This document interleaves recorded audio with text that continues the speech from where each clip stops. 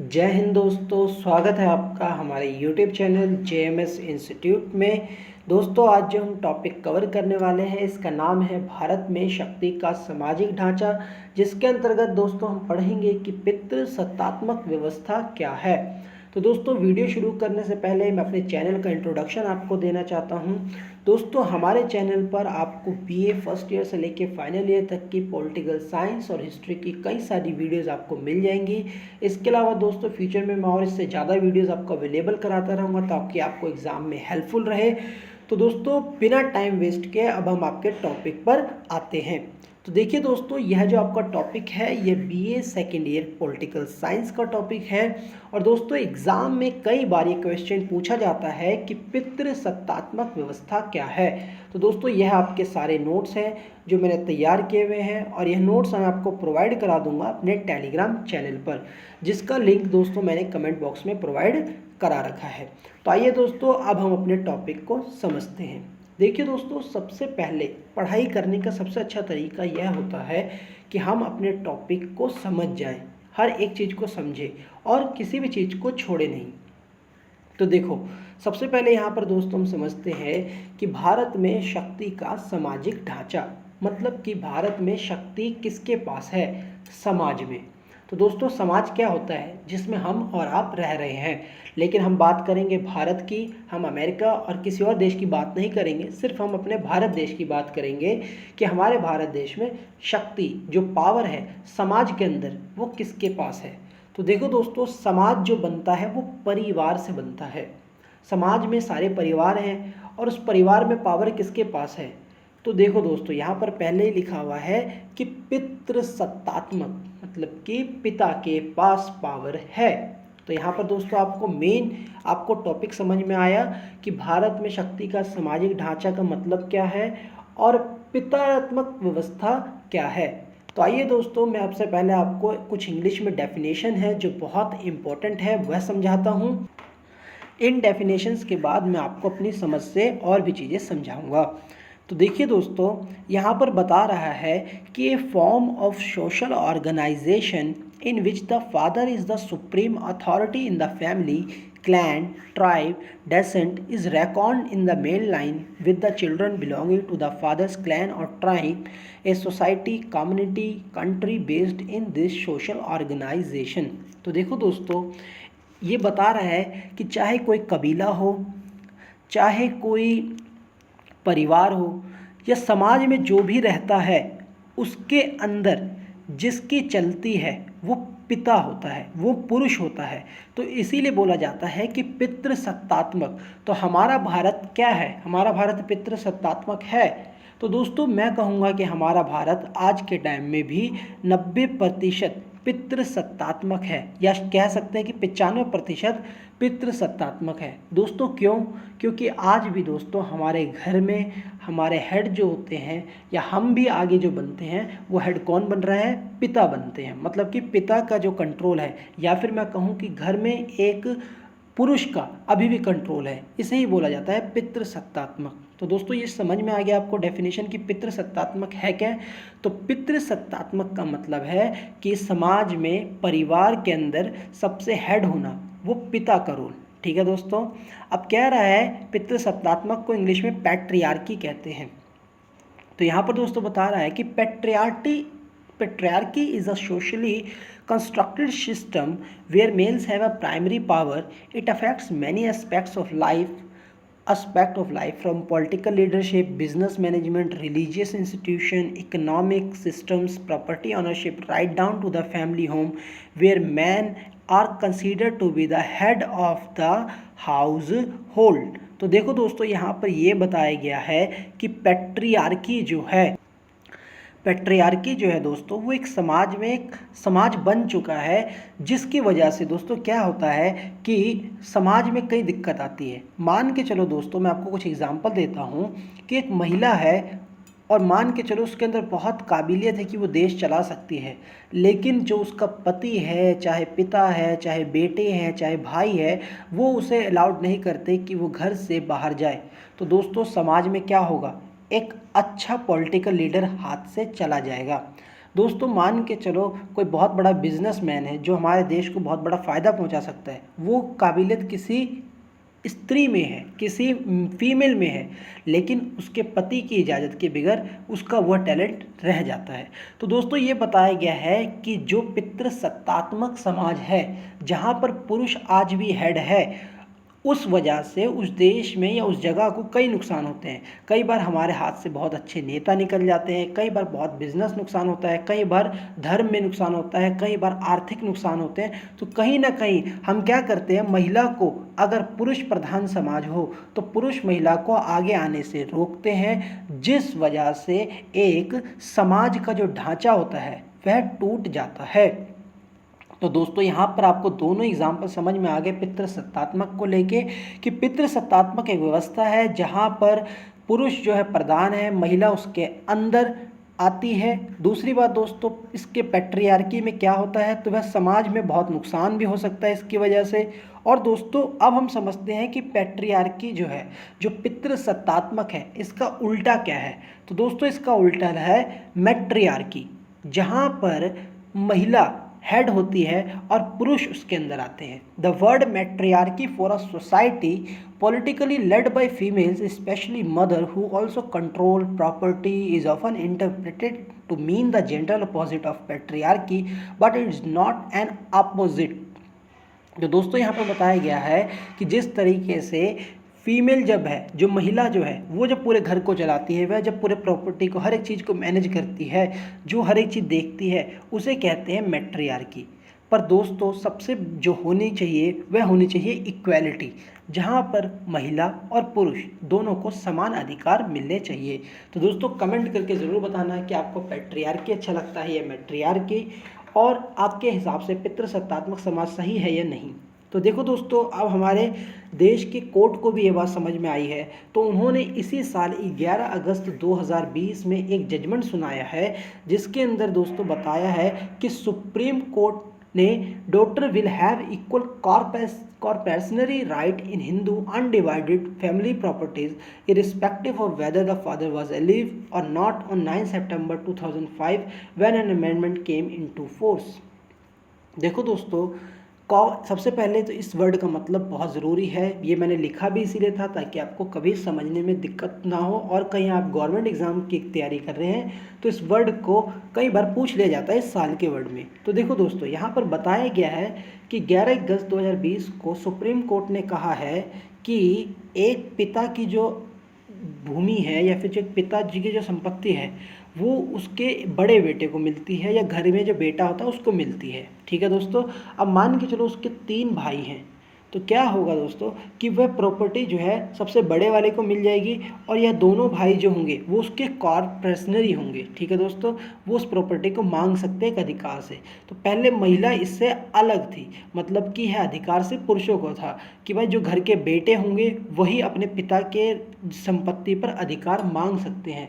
लेकिन दोस्तों अब ऐसा कोर्ट ने कहा है कि जो अब अधिकार होगा प्रॉपर्टी में वो एक महिला का भी होगा। तो दोस्तों ये बहुत बड़ा डिसीजन है, ये 9 सितंबर 2005 के केस के अंतर्गत लिया गया है। और देखो दोस्तों, ये इससे एक संविधान में बदलाव भी आया है। तो जो भी बड़ी बड़ी फैमिली होगी उसमें बेटी का अधिकार भी प्रॉपर्टी में उतना ही है जितना कि बेटों का है। तो यहाँ तक दोस्तों आपको समझ में आ गया सब कुछ कि पितृसत्तात्मक व्यवस्था क्या है। तो एग्ज़ाम में अगर आपसे क्वेश्चन पूछा जाएगा तो आप इस क्वेश्चन का आंसर इस तरीके से कर सकते हैं जिससे कि टीचर आपसे बहुत ज़्यादा इम्प्रेस होंगे। तो दोस्तों यहाँ तक बिल्कुल क्लियर है। अब हम दोस्तों हम पढ़ क्या रहे हैं, हम पढ़ रहे हैं पॉलिटिकल साइंस, राजनीति विज्ञान। तो दोस्तों आपको पता ही है कि राजनीति विज्ञान में अब हम इसे पढ़ेंगे कि भाई महिला क्या क्या है, ये राजनीति की नज़र से क्या है। तो अब हम लगाते हैं राजनीति का चश्मा और समझते हैं कि पितृसत्तात्मक क्या है। तो देखो दोस्तों, यहाँ पर बताया गया है कि लिंग पर आधारित सामाजिक ढांचा को ही पितृसत्ता का नाम दिया जाता है। तो देखो दोस्तों, कुछ कुछ बातें हैं जिससे आप समझ सकेंगे कि कैसे एक पितृसत्तात्मक हमारा समाज है। तो देखो दोस्तों, सबसे पहली बात, हम स्टीरियोटाइप हैं, मतलब कि हमारा समाज आज के टाइम में भी पुरानी सोच रखता है जब महिलाओं की बात आती है। देखो दोस्तों, अभी भी मैं न्यूज़ देखता हूँ या कई बार बात देखता हूँ तो बातों में क्या कहते हैं कि चूड़ी पहन लो। इसका मतलब क्या होता है दोस्तों कि मतलब तुम कमज़ोर हो, तो मतलब एक कमज़ोरी की निशानी देते हैं कि तुम चूड़ी पहन लो। लेकिन दोस्तों ये वर्ड से हमें पता चलता है कि हमारी सोच या जो हम लोग जिस चीज़ का इस्तेमाल करते हैं, आज से तो छोड़ना ही है आपने इसको, तो ये बहुत बड़ी कमज़ोरी है। और आपने देखा होगा कि कई सारे ऐसे लोग हैं जो सपोर्ट करने के लिए चूड़ी पहन लेते हैं और बताते कि नहीं ऐसा नहीं है, कि महिलाओं को आप इस चीज़ से कमज़ोर समझिए। तो दोस्तों चूड़ी पहन लो, साड़ी पहन लो, इस तरीके का वर्ड क्यों हम किसी के लिए यूज़ करते हैं? क्योंकि हम उसे बताते हैं कि वो महिला है और वह महिला कमज़ोर होती है, तो ये कमज़ोर है। और अगर ये बात किसी को बोल दी जाए तो चिढ़ भी जाता है। तो दोस्तों इससे अपनी सोच का अंदाज़ा होता है कि किस तरीके से हम इस चीज़ को सोचते हैं। ठीक है दोस्तों। अब दूसरी बात यह है दोस्तों कि हमारे देश में कई आंकड़ों के हिसाब से यह पता चला था कि चाहे बेटा और जब बेटी पैदा होती है तो लोग भेदभाव करते हैं। और ये दोस्तों आपने समाज में रहते हो, समाज में देखते ही हो। तो हम राजनीति के चश्मे से देखें तो हमारा भारत भी इस चीज़ को करता है। आज के टाइम में भी मैंने कई सारे ऐसे रिच बंदे देखे दोस्तों जिनके पास खूब पैसा है, वो अपने बेटे को हमेशा अच्छे स्कूल में पढ़ाते हैं अपनी बेटी से। मतलब कि इतना पैसा होने के बाद भी थोड़ा भेदभाव तो करते ही हैं वो लोग। उसके बाद दोस्तों ये भेदभाव की अच्छी बात होता है क्या है, ये हर एक धर्म में होता है। ये किसी एक धर्म में नहीं है कि बेटे बेटे में भेदभाव किया जाए, ये हर धर्म में होता है। तो इसीलिए लगभग ये हमारे भारत के समाज में या फिर कहीं दिक्कत है कि हम बेटी बेटी में बहुत भेदभाव करते हैं, क्योंकि हम कहीं ना कहीं जो महिला है उसको पीछे रख रहे हैं। अब दोस्तों इन सब बातों के अलावा कुछ अच्छी खबरें भी हैं। वह यह है दोस्तों कि हमारे भारत में एक नया ट्रेंड आया है, जिसके अंदर ऐसा बताया गया था कि मैं द टाइम्स ऑफ इंडिया या कोई हिंदुस्तान द हिंदू पढ़ रहा था, उसके अंदर आज से लगभग 2 या 3 महीने पहले की बात है। उसमें लिखा था कि 90% जो पिता है वो चाहते हैं कि उसकी बेटी पैदा हो। तो मतलब हो सकता है कि आज से 10 साल बाद हम देखें कि भाई जो ये भेदभाव है ये ख़त्म हो जाए, क्योंकि अब जो है ज़्यादातर जो पिता है वो एक बेटी की चाह रख रहा है। तो ये एक बहुत पॉजिटिव खबर भी है। तो देखो दोस्तों इन सब चीज़ों के अलावा हम टॉपिक को समझते हैं। टॉपिक आपको सीधा सीधा ये कह रहा है कि भाई समाज जो है वो कहीं ना कहीं पुरुष पर आधारित है, महिला पर आधारित नहीं है। तो अब हम इसको पढ़ते हैं कि पितृसत्तात्मक ढांचे का अर्थ पुरुषों का वर्चस्व, स्त्रियों को निम्न स्थिति, जिसके कारण पुरुष महिलाओं का शोषण और उत्पीड़न करते हैं।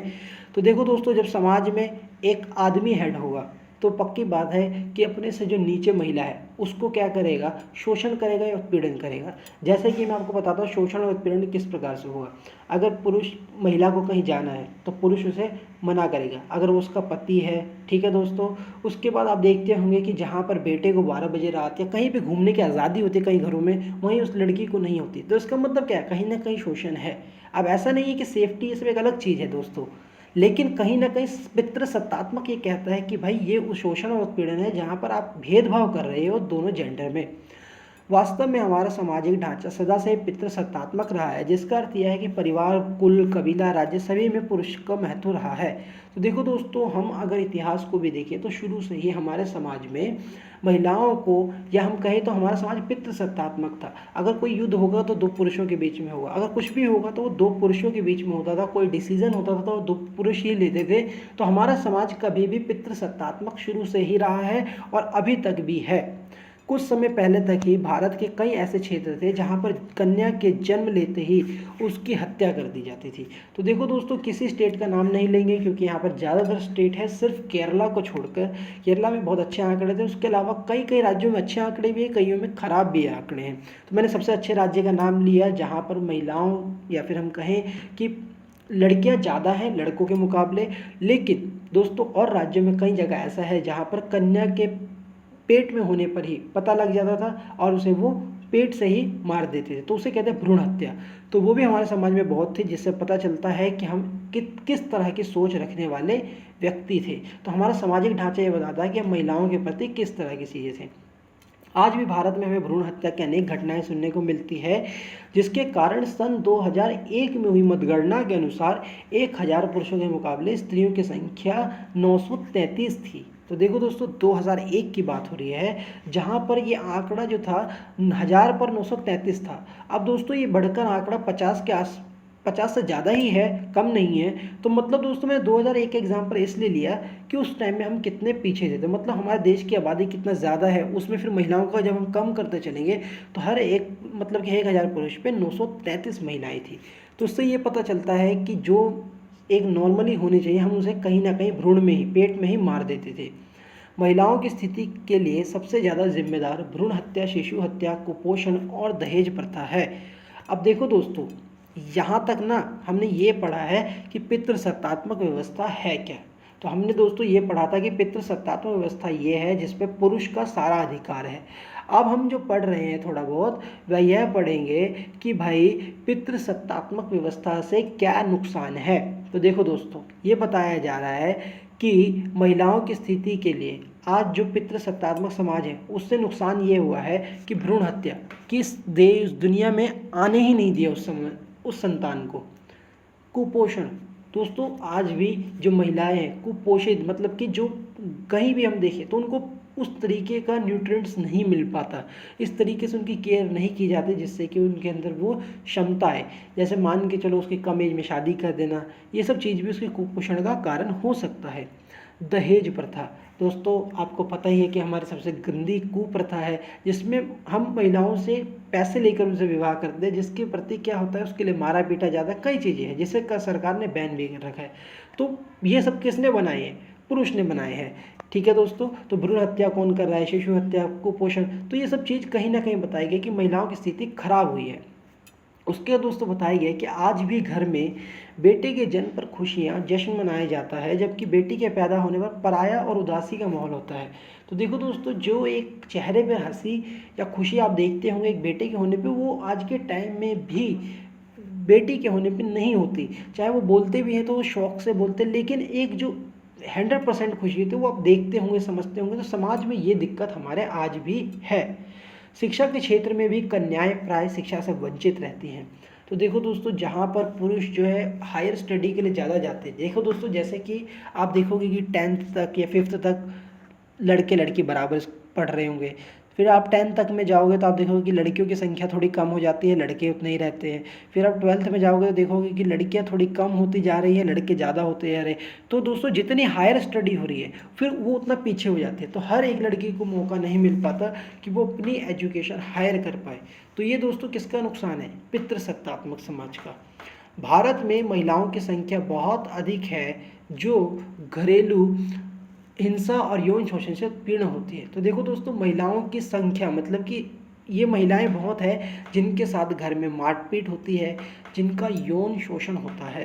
दोस्तों, यौन शोषण का मतलब यह है कि वो समाज में बाहर आके बता ही नहीं पाते कि उनके साथ हो क्या रहा है, मतलब कि उन्हें किस तरीके से यौन शारीरिक रूप से परेशान किया जा रहा है, चाहे उनके घर में कोई भी करता हो। जैसे कि दोस्तों मैंने एक मूवी देखी थी जिसके अंदर बताया गया था कि वो उसका पति होता है और वो लड़की जो होती है वो उससे बिल्कुल भी कहीं ना कहीं उससे वो संबंध नहीं रखना चाहती अपने पति से। वो उसकी बिना मर्जी से उसके साथ यौन शारीरिक संबंध बनाते रहता है।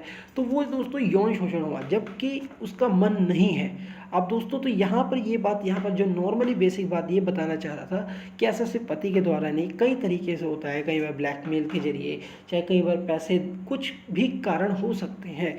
तो घरेलू हिंसा और यौन शोषण महिलाओं के साथ भारत में, हमारे समाज में, हमारे सामाजिक ढांचे में ये चीज़ें बहुत ज़्यादा हैं, नंबर्स की ज़्यादा है। इसीलिए सरकार आज के टाइम में कई सारी हेल्पलाइंस जारी कर रही हैं कि आप सामने आइए, अपने बारे में बताइए, ताकि इन चीज़ों को कम किया जाए।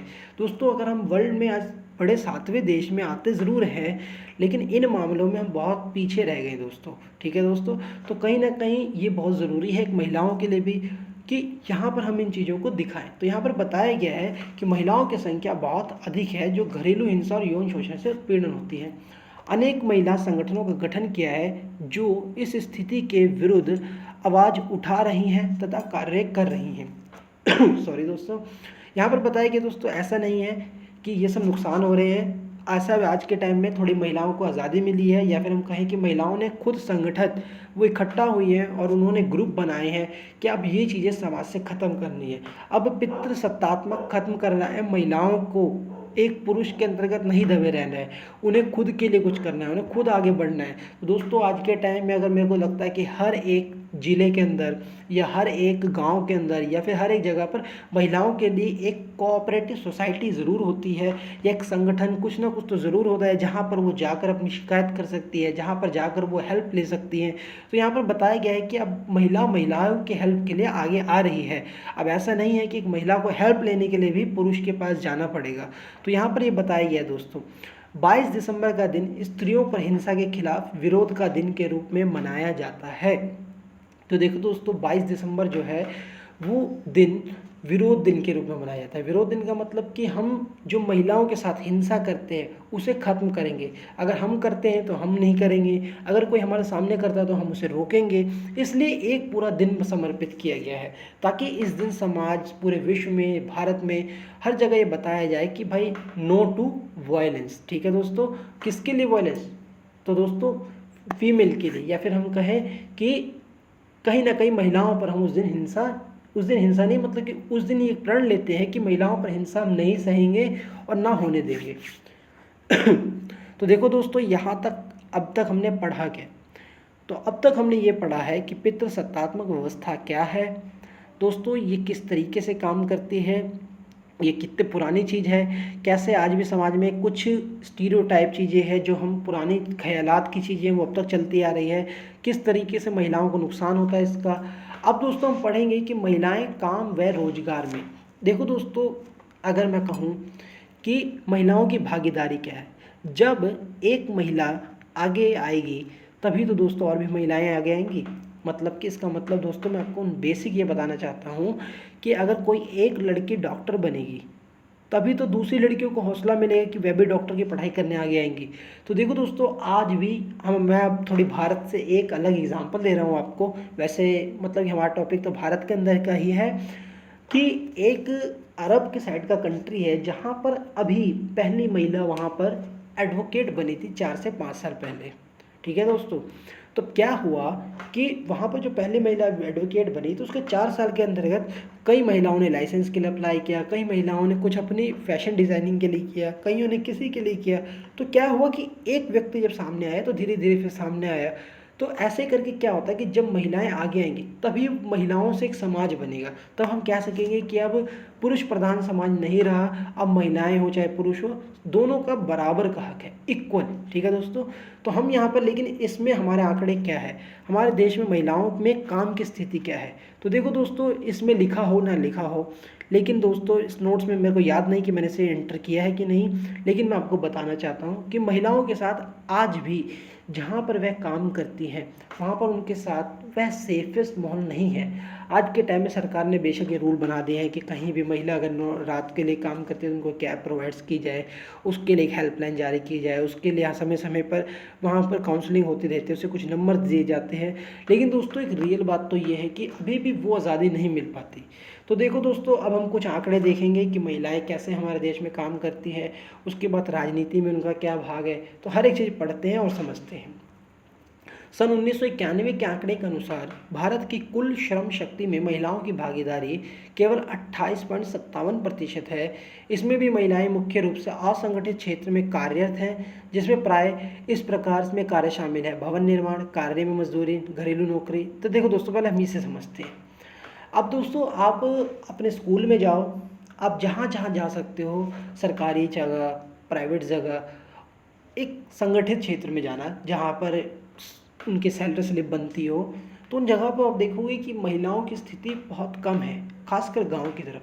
तो पहली बात तो ये बताई गई है कि हमारे देश में सिर्फ महिला जितनी भी है, हमारे देश में अगर सारी महिलाओं के आंकड़े जमा की जाए, उनमें से 28% महिलाएं ही काम करती है, लगभग 28.5%। ठीक है दोस्तों, उस 28% में से भी ये महिलाएं ज़्यादा हैं जो किसी के घर में काम कर रही हैं, कहीं पे कुछ दाल पापड़ बना रही हैं, कुछ कर रही हैं। तो यहाँ पर ये बताया गया कि महिलाएं जो है फॉर्मल सेक्टर में नहीं है, कहीं भी बढ़िया जगहों पे उतनी नहीं है जितनी होनी चाहिए। मैं ऐसा कह रहा हूँ कि बिल्कुल नहीं है।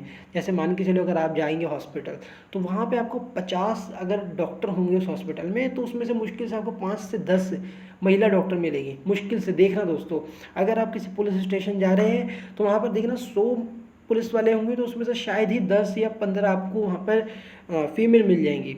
तो यहाँ पर ये बताइए कि कहीं भी अगर हम जिस फॉर्मल सेक्टर है, जो जहाँ पर पक्का सेक्टर है, उस क्षेत्र में महिलाएं इतनी नहीं है जितनी होनी चाहिए।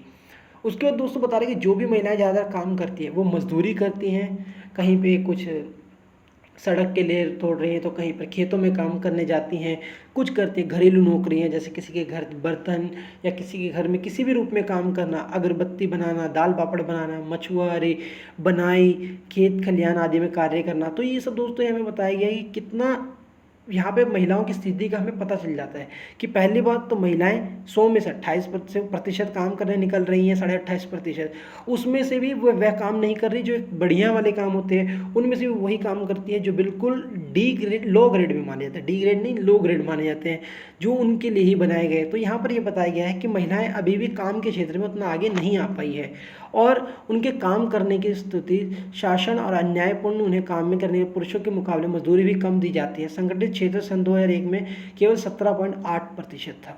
तो देखो दोस्तों, जहाँ पर संगठित क्षेत्र है वहाँ पर 17% ही महिलाएं काम करती हैं, 17.5%। उसके अलावा वहाँ पर सारे के सारे पुरुष हैं। तो इसका मतलब ये है कि जहाँ भी काम की जगह है, चाहे वो इनफॉर्मल सेक्टर हो चाहे फॉर्मल सेक्टर हो, दोनों जगह पे महिलाएं पीछे हैं। उसके अलावा दोस्तों महिलाओं के बारे में यहाँ पर ये बताया गया है कि उनको सैलरी या फिर हम जो कहें उनका मजदूरी है वो भी कम मिलती है एक पुरुष के मुकाबले। तो दोस्तों यहाँ पर आपको ये समझ में आ गया कि महिलाओं की क्या स्थिति है काम व रोजगार में। अब दोस्तों हम पढ़ेंगे कि राजनीति में महिलाओं की क्या भागीदारी है। तो देखो दोस्तों, राजनीति क्षेत्र में भी महिलाओं की भागीदारी बहुत ही सीमित रही है। तो देखो दोस्तों, आज भी आप देखो तो अगर हम पूरा मंत्रालय देख ले, चाहे कैबिनेट देख ले, चाहे हम अपने राज्य में भी हैं तो हम अपने सारे मंत्री देख ले, तो आप देखिए कि ज़्यादा से ज़्यादा मंत्री लोग जो हैं या फिर ये लोग हैं ये सारे के सारे पुरुष ही हैं, सारे के सारे मेल हैं। तो यहाँ पर ये बताया गया है कि राजनीति के क्षेत्र में भी महिलाओं की भागीदारी बहुत ही सीमित रही है। देखो दोस्तों, हमारे देश की आधी आबादी महिला है, एक पल हम मानते हैं, चलो हम कुछ भी मान लेते हैं 48% भी महिला अगर हम मान लेते हैं, तो वो 48% महिला देश की नेता तो बन ही नहीं रही। तो हमारा इसका मतलब क्या है, जब पितृसत्तात्मक समाज जब खत्म होगा दोस्तों, जब महिलाएं 48% होगी, जब ये हो जाएगा कि हर एक चीज़ में हमें पुरुष और महिला बराबर दिखेंगे, तो इसका मतलब ये है दोस्तों कि राजनीति के क्षेत्र में भी महिलाओं की स्थिति वैसी ही है, वहाँ पर भी मेल डोमिनेंट ही है। तो देखो दोस्तों, अब तक के अगर हम देख लें, हम लगभग हमें 70 से ऊपर साल होने जा रहे हैं स्वतंत्र हुए, और अब तक के हम देखिए तो सिर्फ एक बार हमारी जो प्रधानमंत्री जी हैं श्रीमती इंदिरा गांधी वही बनी हुई है महिला, वरना उसके अलावा वहाँ पर हमारे देश में प्रधानमंत्री के पद पर भी नहीं आई। तो यहाँ पर ये बात हम देखना चाहें तो मैं ये आपको नॉर्मली मोटा मोटा ये बता रहा दोस्तों कि राजनीति के क्षेत्र में भी महिलाओं की भागीदारी सीमित है, कम है। संविधान द्वारा सभी नागरिकों को समान राजनीतिक अधिकार दिए गए। अनेक महिलाएं गवर्नर, प्रधानमंत्री, मुख्यमंत्री, सांसद आदि के महत्वपूर्ण पदों पर कार्यरत रही, पर क्षेत्र में उनका प्रतिनिधित्व बहुत कम रहा। देखो दोस्तों, ऐसा नहीं है प्रधानमंत्री, मुख्यमंत्री, सांसद सब महिलाएं बनी हुई हैं, लेकिन उनको जितना बनना चाहिए उतना नहीं है। 2004 में हुए लोकसभा चुनाव हो तो वहाँ पर महिलाएं 10% थी, 2009 में हो वहाँ पर सिर्फ 59 महिलाएं थी। तो यहाँ पर ये बताया गया है कि कितनी कम संख्या, 10%, 59%, 59% नहीं, 59 की संख्या में 543 की जगह पर।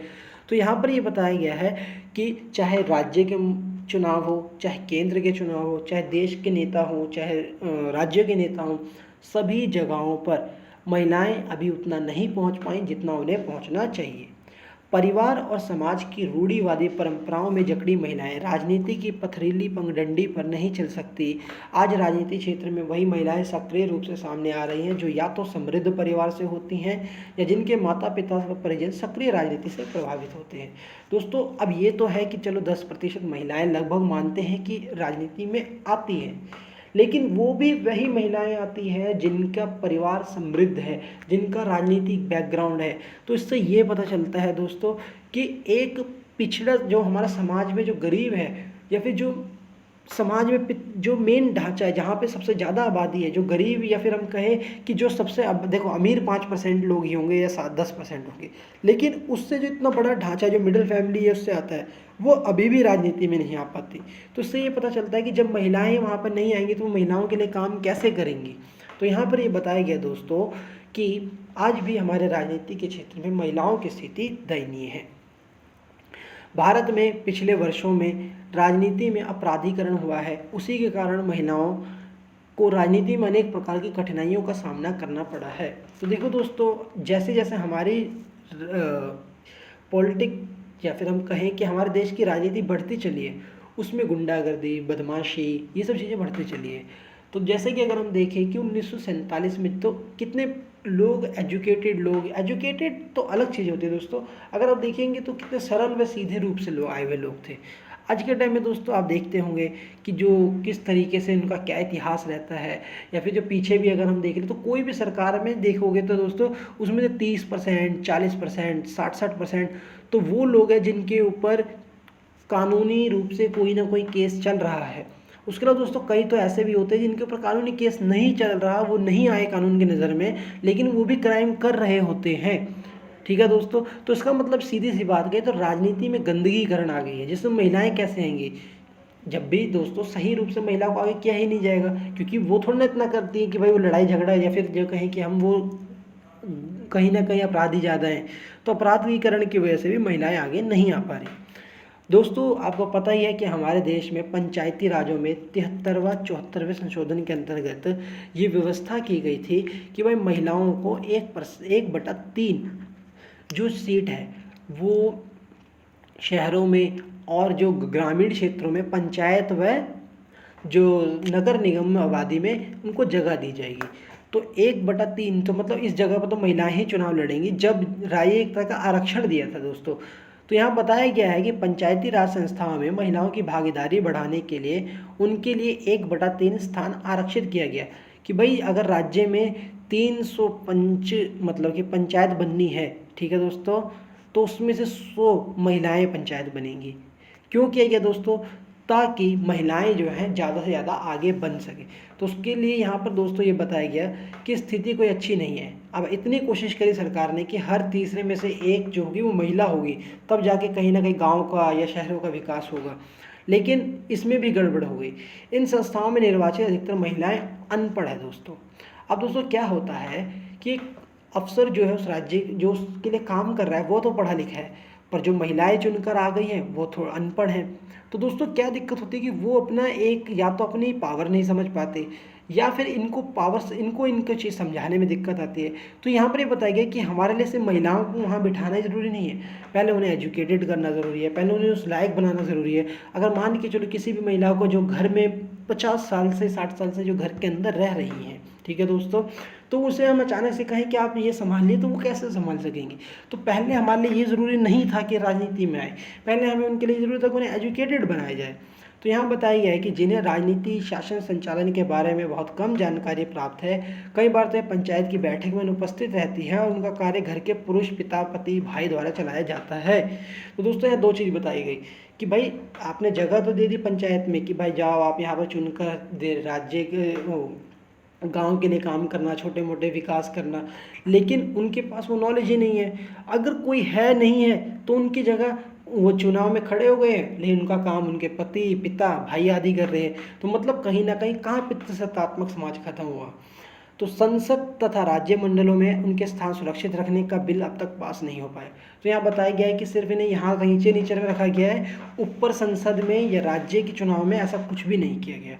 यह दल आरक्षण व्यवस्था में दलित, पिछड़े वर्ग, अल्पसंख्यकों के लक्ष्य आरक्षण की मांग कर रहे हैं।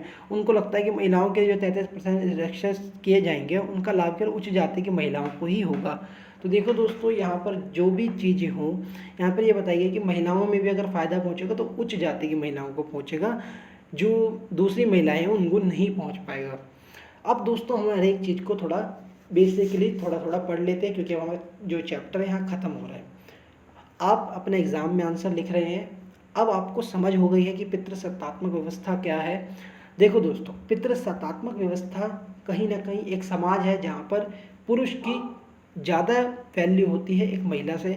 समाज, घर, हर एक चीज़ को पुरुष चला रहा है, हमने देखा। लेकिन अब धीरे धीरे कुछ अच्छी चीज़ें बताई कि कैसे हमारे इधर कोर्ट ने कहा, कैसे पुरुष की सोच बदल रही है। लेकिन हमने कुछ बातें करी, किस तरीके से हमारे जो आंकड़े क्या कहते हैं, हमारे देश में क्या स्थिति थी, या क्या स्थिति है, किस तरीके से अभी भी पुरुष महिला में भेदभाव किया जाता है, बेटे बेटी में भेदभाव किया जाता है, शिक्षा में महिलाएं कहाँ रह रही हैं, जॉब्स में महिलाएं कहाँ पर रह रही हैं, एजुकेशन में महिलाएं कहाँ पर रह रही है, ये सब चीज़ें हमने दोस्तों पढ़ा है।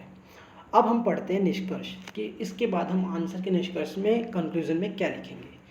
महिलाओं के उठाने के लिए सरकार द्वारा कई कानून बनाए गए हैं, जिनमें बाल विवाह निरोधक अधिनियम, सती प्रथा निषेध अधिनियम, दहेज निरोधक अधिनियम, हिंदू स्त्रियों पर संपत्ति पर अधिकार अधिनियम, समान मजदूरी अधिनियम। इन दिनों में भारत महिलाओं की स्थिति में सॉरी कुछ सुधार हुए हैं, परंतु हमें अवश्य सफलता मिली है, अभी बहुत कुछ और करना बाकी है। इसके लिए महिलाओं से निरक्षरता, आर्थिक जाति प्रतिबंध, हिंदू और मुस्लिम समाज में अंधविश्वास, महिला उत्थान के मार्ग में बड़ी बाधाएं हैं, जिनसे उनकी स्थिति में सुधार किया जा सकता है। तो देखो दोस्तों, ये सब चीज़ें जो हैं यहाँ पर ये बताया गया है कि महिलाओं के लिए बहुत से कानून बने हैं, बहुत सारा समाज बदल रहा है और हमें समाज में बहुत सी चीज़ें बदलने की ज़रूरत है। तो हमें कहीं ना कहीं पहले महिलाओं को बहुत सशक्त करना है, पहले उन्हें एजुकेटेड बनाना है, फिर इस तरीके से हम उन्हें भी आगे कर सकेंगे और पुरुष और महिलाएं बराबर हो सकेंगी। उस समाज को ख़त्म किया जाएगा जहाँ पर अभी भी एक महिला को आज़ादी नहीं है या फिर उसे कहीं ना कहीं मेल द्वारा, एक पुरुष द्वारा उसे दबाया जाता है। तो देखो दोस्तों, अब चैप्टर ख़त्म हो गया है। तो पहली बात दोस्तों, ख़त्म होने से पहले मैं आपको कुछ व्यूज़ देना चाहता हूँ और आप भी अपने व्यूज़ कमेंट में दीजिएगा। सबसे पहली बात दोस्तों, देखो महिलाओं के बारे में हम जो बात कर रहे हैं, जो हम पितृसत्तात्मक के बारे में बात कर रहे हैं, अगर हम एक अच्छा समाज बनाएं, अगर हम सिर्फ हर एक चीज़ में उनको अपनी जगह उनको रख कर, मतलब उनकी जगह अपने आप को रख कर देखें, तो अगर वो आपको सही लग रही है तो सही है, नहीं तो गलत है। मेरा मानना ये है, जैसे मान के चलो, अगर आप चाहते हो कि भाई कोई महिला जो है वो हमेशा घूंघट में रहे, तो आप ये सोचो कि एक दिन आप घूंघट में रहो और देखोगे यार क्या घूंघट में मैं रह सकता हूँ 50 साल। अगर आप कहते हो हाँ तो ठीक है, ना तो गलत है। अगर आप देखते हो कि भाई एक महिला को अगर आते जाते सड़क से कितने लोग उसे कैसे घूरते हैं, ठीक है दोस्तों, और वो हर रोज़ इसको फेस करती है, तो क्या ये सही है? अगर सही है तो ठीक है, नहीं गलत है तो फिर कुछ तो होना चाहिए। तो यहाँ पर दोस्तों यही बात समझ में आ गई। हमें बेसिक मोटा मोटा दोस्तों यही समझना है कि किस तरीके से हम एक समाज बना सकते हैं जहाँ पर बराबर हो चाहिए। दोस्तों हम उन, मतलब जो पुरुष हैं, अपने आप को उनकी जगह रख कर देखें, तो ये चीज़ें ख़त्म हो सकती है, इसे हम अच्छे से समझ सकते हैं। इसके अलावा दोस्तों प्रण लीजिए कि हम ऐसी बातें नहीं करेंगे कि भाई चूड़ी पहन लो, कमजोर साड़ी पहन लो, ये सब चीज़ें नहीं कहनी, और कहीं भी तरीके से महिलाओं का सम्मान करें। बाकी दोस्तों, हर एक दिन हमारा वजूद ही महिलाओं से है, हम कह सकते हैं। इसके अलावा दोस्तों ये जो जितने भी वीडियोस, जितने भी नोट्स हैं इसके, ये मैं आपको प्रोवाइड करा दूंगा टेलीग्राम चैनल पर, जिसका लिंक मैंने कमेंट बॉक्स में प्रोवाइड करा रखा है। और दोस्तों कमेंट करके बताना वीडियो कैसी लगी, जो कमी पेशी है उसे कैसे दूर किया जाए, ज़रूर बताना। थैंक्स दोस्तों वीडियो देखने के लिए। जय हिंद, भारत माता की जय।